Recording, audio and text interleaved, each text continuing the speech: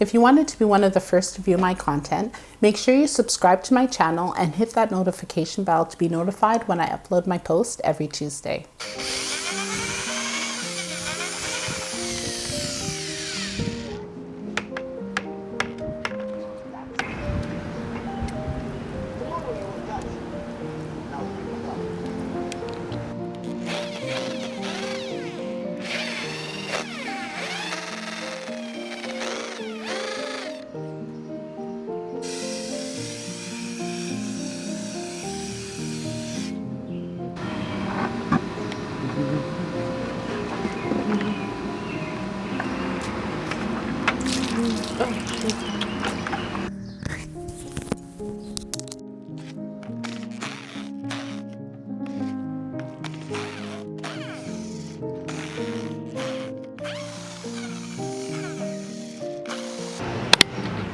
If you wanted to tag me on any of your projects, I do have my Instagram page where you are able to tag me on, and I also have a Facebook page where you are able to upload your different DIY projects.